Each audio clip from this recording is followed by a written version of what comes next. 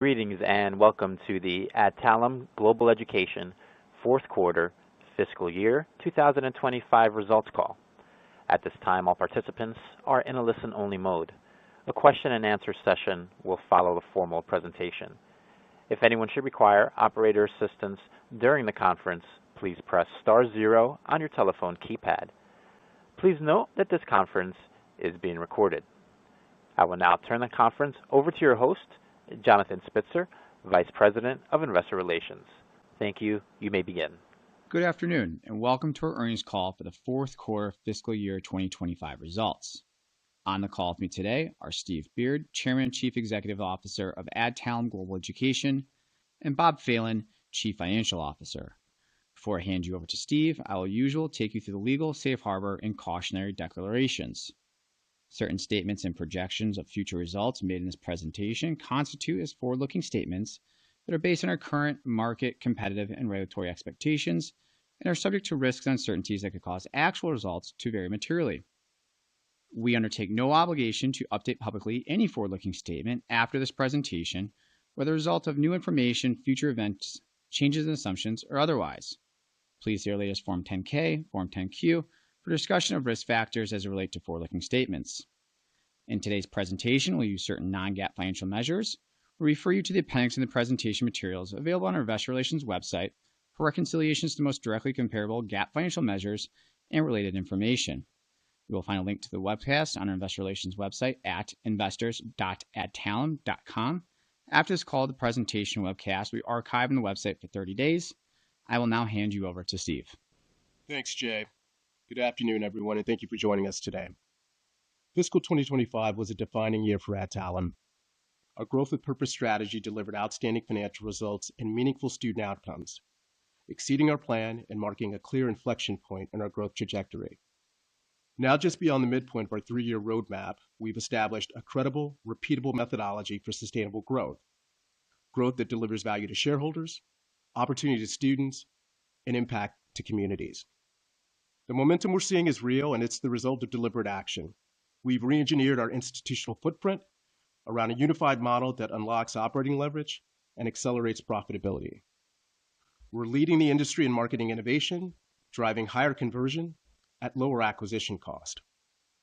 And we're deploying student-facing technologies and AI-powered learning tools grounded in our proprietary data, improving student persistence across the board. This is Growth with Purpose in action. And here's what that translated into for fiscal 2025. Total enrollment grew every quarter, averaging over 10% for the year, with all 3 segments contributing. Revenue reached $1.79 billion, up 12.9% year over year. Adjusted EBITDA margin expanded 190 basis points to 25.7%. Adjusted earnings per share grew 33% to $6.67.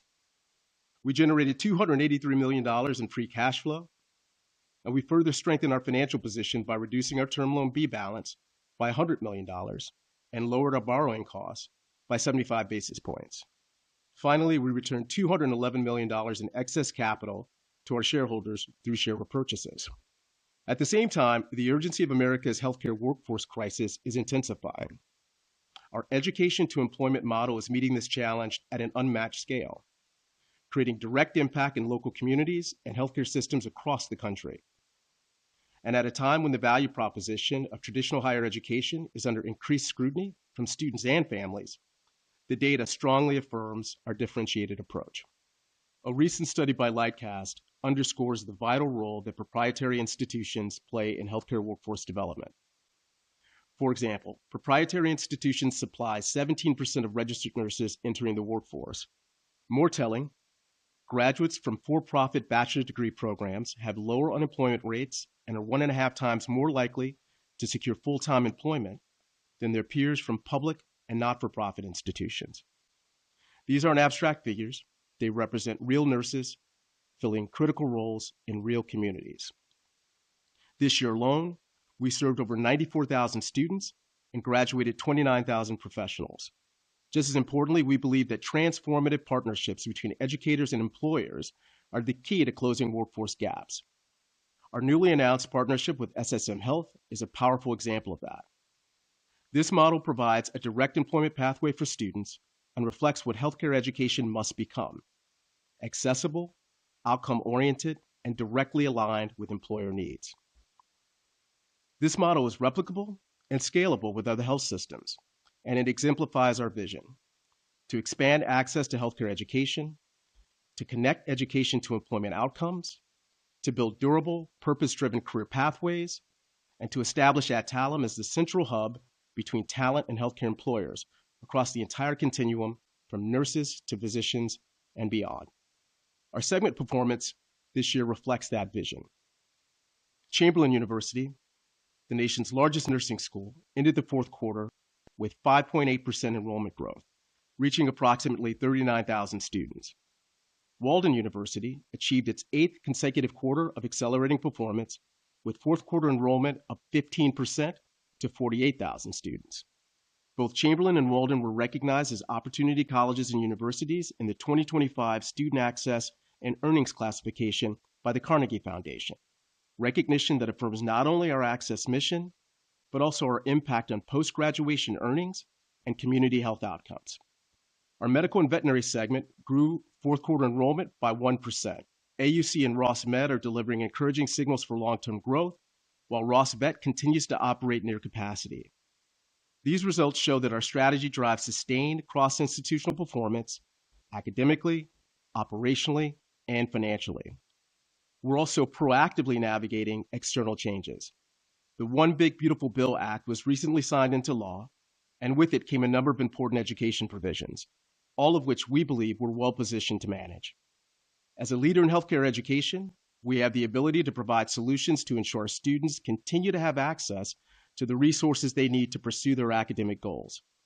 One example is our newly announced letter of intent with Sallie Mae, a long-standing leader and innovator in student lending.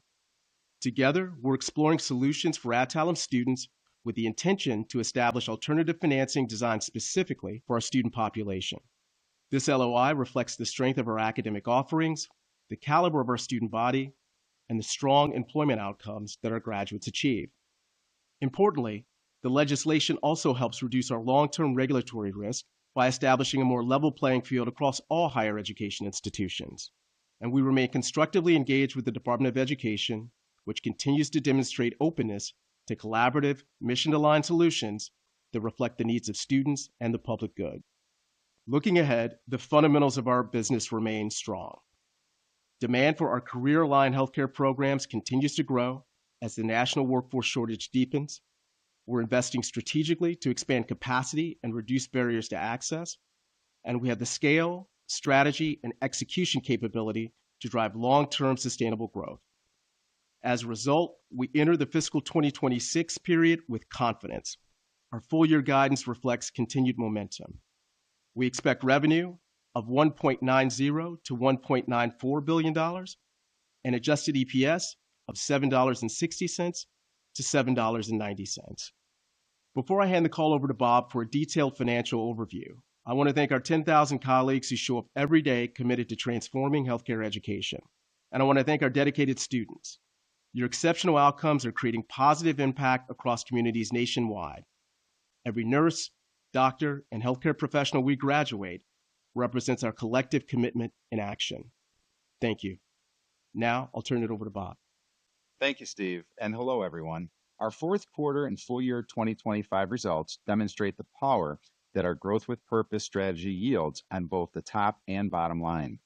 We've fundamentally transformed the organization through operational excellence, built a strong foundation, and created a durable growth engine. We're heading into fiscal 2026 with momentum, building on the last 2 fiscal years that have surpassed our high expectations. Our trajectory has increased the level of operating cash flow, affording us the ability to be disciplined capital allocators. We're deploying capital to high return growth opportunities, maximizing our existing capacity, and we're starting to bring new capacity to the market, such as through the partnership we announced with SSM Health.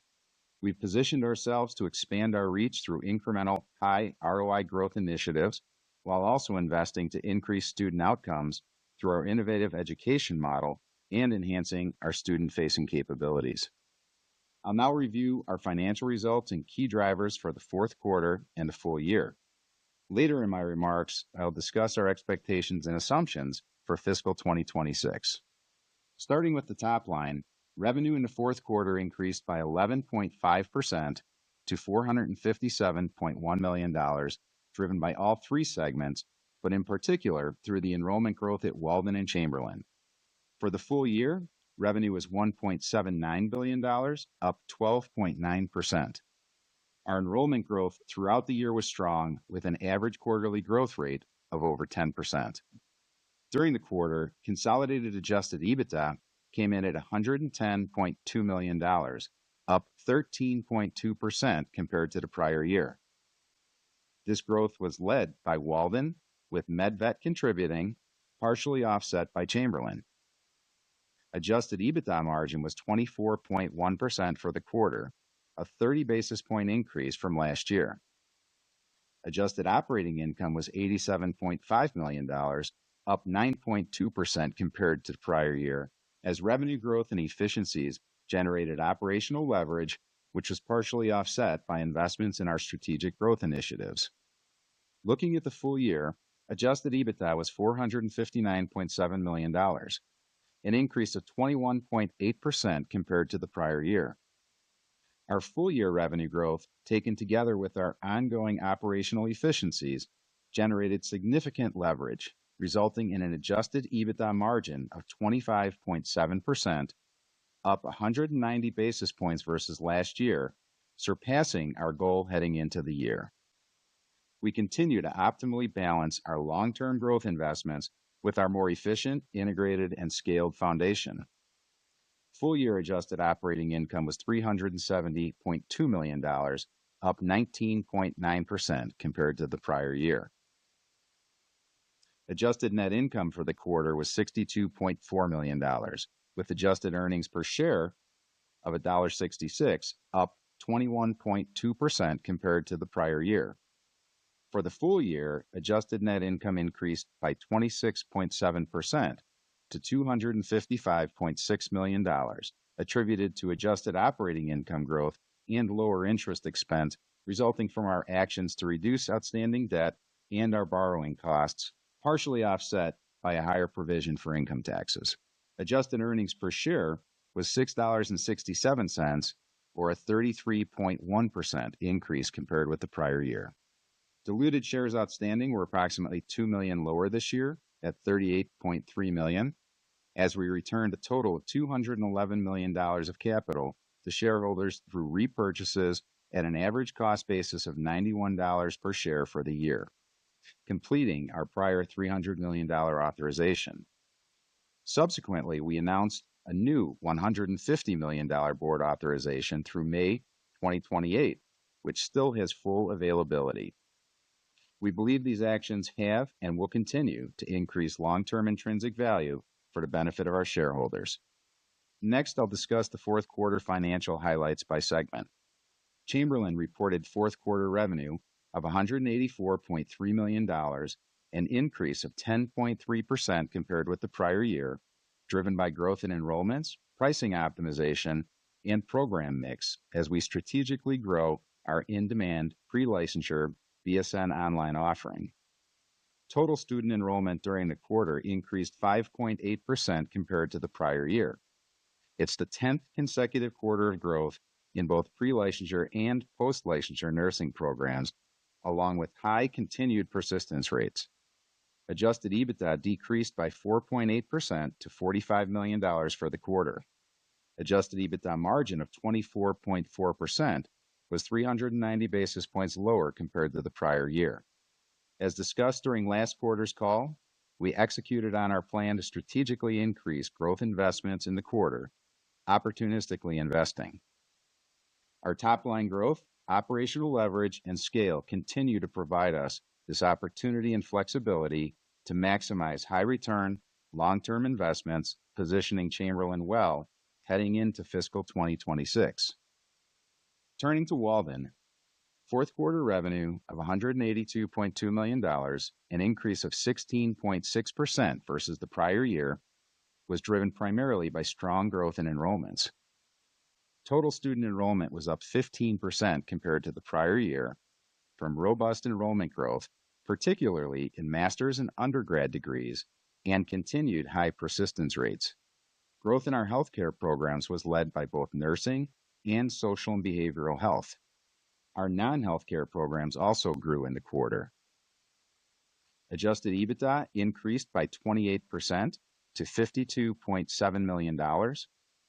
Adjusted EBITDA margin expanded by 260 basis points versus the prior year to 28.9%, as our operational excellence generated efficiencies and leverage that outpaced increased brand, student-facing digital investments, and additional student support commensurate with the high level of new enrollment. For the medical and veterinary segment, fourth quarter revenue was $90.6 million, an increase of 4.7% versus prior year. Total student enrollment was up 1% as a result of our execution and early returns against our long-term strategic growth initiatives at our medical schools. And vet continues to operate at near capacity. Adjusted EBITDA increased by 21.7% versus the prior year to $20 million. Adjusted EBITDA margin increased 310 basis points versus the prior year to 22.1%, as we remain focused on operating our institutions with a cost structure generally in line with our total enrollment level while making long-term growth investments. Shifting the cash flow and the balance sheet, we continue to enhance our financial strength through robust cash generation and disciplined capital deployment. In fiscal 2025, free cash flow is $283 million from strong operational performance. Our balance sheet remains healthy, ending the year with $200 million in cash and a low adjusted EBITDA net leverage of 0.8 times. As we continue to execute in our third year of our Growth with Purpose strategy, we're initiating our fiscal year 2026 guidance. Revenue in the range of $1.9 billion to $1.94 billion, approximately 6 to 8.5% growth year over year, with adjusted earnings per share in the range of $7.60 to $7.90, approximately 14% to 18.5% growth year over year. Our guidance is a testament to our ability to execute and our leading position, reflecting an absolute level of total enrollment, revenue, and earnings that are well ahead of our June 2023 Investor Day projections. As we look forward to the year ahead, we anticipate revenue and EPS growth to be slightly higher in the first half of the year than the second, in particular during the second quarter, due to Walden having one academic week that shifts from the third quarter into the second quarter in fiscal 2026. Our top priority remains to reinvest into our institutions and deliver positive student outcomes. We plan to continue to make incremental growth investments, primarily into student-facing technology and marketing, as we aim to maximize current capacity and bring new capacity to market, as we see numerous opportunities to continue to expand access to our innovative education model, whether through new programs, campuses, or through partnerships with healthcare employers. Revenue growth in fiscal year 2026 is anticipated to grow faster than the level of year-over-year investments, resulting in approximate 100 basis points adjusted EBITDA margin expansion from enhanced operational leverage. Included within our guidance are the capital allocation actions from fiscal 2025, and in addition, we anticipate an effective tax rate at a higher rate than 2025. We have achieved exceptional performance in fiscal year 2025. We have created a strong foundation from an operating model that is based on agility to move swiftly. We will continue to execute on expanding access and delivering positive student outcomes while deploying capital to meet the healthcare education market's growing demand, maximizing long-term value, and ultimately generating high returns for all stakeholders. And with that, I'll now turn the call over to the operator for Q&A. Thank you.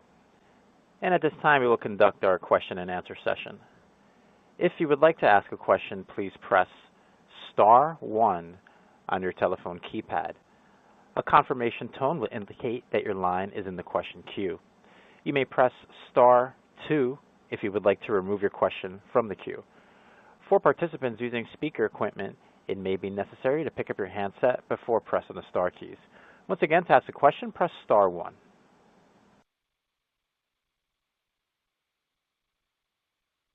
And your first question comes from Jeff Silber with BMO Capital Markets. Please state your question. Thank you so much. Wanted to focus first on your operational performance. The numbers that you've been posting at both Chamberlain and Walden have been, really good, much better than I think most people had thought. I know there's not a lot of good industry data, but I'm assuming you're gaining share at both institutions. If you had to pick one or two things at each institution, what do you think is driving that share gain? I really think it's the flexibility that our programs bring to the market. That's particularly true as it relates to the BSN product, for example, where we provide folks the opportunity to participate in campus-based programs, fully online programs, and hybrid programs. I also think we're really enjoying the benefit of a reputation for commitment to student success. And some of the ways that we are supporting our students through their academic journeys is a real differentiator for us relative to other programs in the market.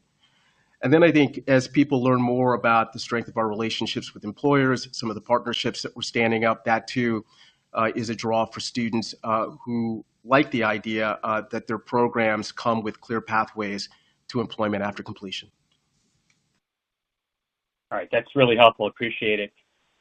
Maybe I can switch to some of the regulatory and political issues. And thank you for providing some of the color you gave earlier.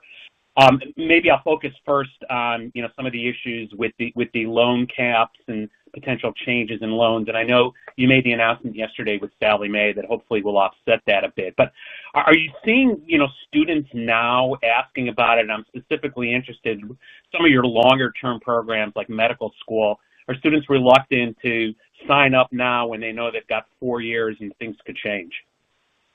No, we're not seeing any dampening in demand for our programs at all. We're seeing robust increase both at the medical schools and at the veterinary program. And I don't think we anticipate any dampening in demand. I think there's a clear sense that there will be other financing options for those students, and that's certainly the case with our institutions. So as we think about the elimination of Grad Plus, or we think about some of the loan limits, we feel confident that we'll be able to give students assurance that they'll experience no disruptions in their ability to finance their programs. In addition, as you know, the rules come with some grandfathering provisions that ensure that current students won't experience any interruptions or any challenges in leveraging federal student loans. So as we stand here today, we don't view either the elimination of Grad Plus or any of the borrowing limits as an impediment to attracting students, getting them through our programs, and growing those programs. Okay, really appreciate the color. Thanks so much. Of course. Thank you. And your next question comes from Jack Slevin with Jefferies. Please state your question. Hey, guys. Thanks for taking the question, and congrats on another really strong quarter. Thank you. Maybe just wanted to take this a little longer term thinking about things. I appreciate the comments around capacity and obviously trends continue strong with the guidance in 26. But as you're thinking about, maybe a multi-year period, can you just talk through sort of big things that you see as potential sort of large moving pieces or things you need to focus on to maintain a level of growth that's obviously been above sort of historical trends? And I'm thinking about things like, it could be expansion to new programs like allied health or, more and more of these health system partnerships as those health systems are under pressure in the current regulatory environment and need to sort of flex into permanent hiring more. Just curious if there's any sort of larger tectonic plates that you guys are starting to push around. Yeah, so if I think about long-term trends, I think the place I would begin is with the secular demand trends in the programs we take to market today. What we see as we look across medicine, as we look across nursing, as we look across veterinary medicine and the social and behavioral sciences, the demand for professionals, clinicians in those areas is robust and is growing at a pretty aggressive clip. And we expect to enjoy those demand trends for the foreseeable future. At the same time, some of the demographic trends in the existing clinical workforce also help us because there is a fairly large cohort of existing clinicians that we expect to retire and leave the workforce, only making those workforce demands more acute for providers and the need for pull-through from institutions like ours greater. So that's the place I'd start. In addition, as we think about new capacity beyond the existing programs and institutions we take to market today, we're talking to providers all the time about where their needs are most acute, whether that's in allied health or other professions. And as we think about investments over the long term, we consider whether those types of programs would be additive to the mix we have today. But at the end of the day, the large categories that we take to market today enjoy really, really powerful secular demand trends on both the student side and the employer side, which leaves us a ton of room to grow within our existing portfolio. Got it. Really, really helpful. Then maybe just for one follow-up here, sort of two more modeling focused questions. Appreciate the commentary on first half a little better than the second half in terms of the earnings mix. But anything you can share in terms of the investments that are made both in Chamberlain and Walden, how that might pace through the year, and then the second piece being if you can just speak to sort of what the plan is of attack on the buyback front and how that might layer in over time. Thanks. I'll start and then I'll let Bob jump in. So we're still at a point in our 3-year growth with purpose strategy that we have a year left of that roadmap, and that means we'll continue to make investments across the 5 pillars of that strategy, which are just critically important, we think, to the future proofing of that business. So those are going to come in marketing, enrollment, improving the conversion engine for us at the bottom of the funnel, more programs and capabilities to maintain the really robust retention rates that we enjoy across our programs. We're always looking at pricing optimization, and we intend to bring new programs to market. And in this coming fiscal year, that's particularly true at Walden University. Those are going to pace through the year based on our assessment of the most optimal time to take advantage of bringing those investments online. That's particularly true with respect to marketing. But I think we believe that we've got the flexibility to tailor the timing of those investments in ways that have no impact on the way the full year results will shape up relevant to our guide. But Bob, if you want to add any color, that'd be great. The only thing I would add to that is just that in the first quarter, we typically have, on an absolute basis, lower margins just based on where the revenue is for the first quarter and the seasonality. And then the only other thing is the shift that we have with some of the Walden revenue for that 1 week means that you'll have a little bit better margins in the second quarter, and it'll pull down the third quarter a little bit. Again, just a transfer between the quarters. Awesome. Appreciate all the color, guys, and congrats again. Thank you. Thank you. And your next question comes from Stephen Pollack with Baird. Please state your question.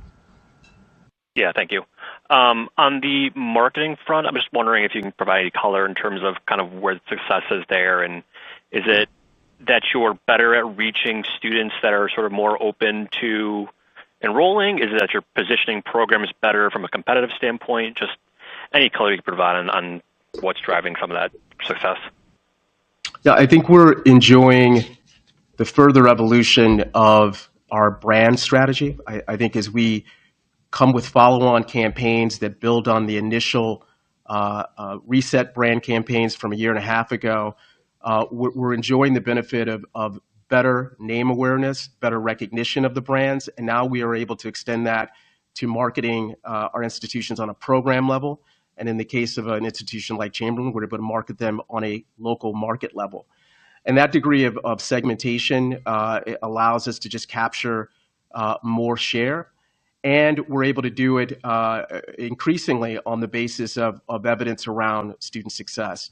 The other thing I'd say is that as we speak more about some of these partnerships, I think about the partnership we announced with SSM a week ago, that too is sort of seeping into the awareness that students have about the nature of our programs. And that helps with both attracting inquiries and strengthening our ability to convert those into enrollments. So we'll build on our brand thesis here, even as we work to strengthen our ability to convert at the bottom of the funnel through performance marketing strategy. So it's an evolution of a theme that I think we've had great success with over the last 2 years. Okay, and then on Walden, obviously really good, strong results there.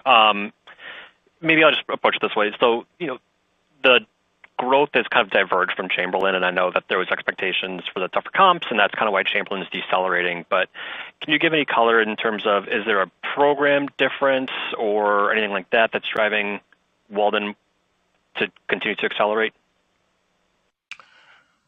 I wouldn't attribute the program difference to the difference in acceleration, but to your question, Walden takes over 100 different programs to market, and even in its largest categories, they're more numerous than what you have at Chamberlain, which is a much more narrowly focused and tailored portfolio of nursing and public health programs.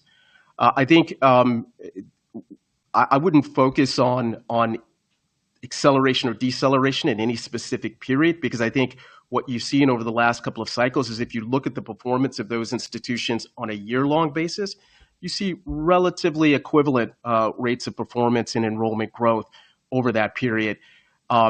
Walden has many, many more intake cycles than Chamberlain. I think they have 8 intakes and Chamberlain has 4 or 5. That has something to do with the ability to sustain momentum over quarterly periods. But on an annual basis, we like where both institutions are performing, and we look forward to actually accelerating that performance across both Chamberlain and Walden, given their unique attributes and brand positioning in the market. Thank you. Thank you for your questions. I will now hand the floor back to Steve Beard for closing remarks. I just wanted to take a moment and really thank all of our 10,000 colleagues across Adtalem.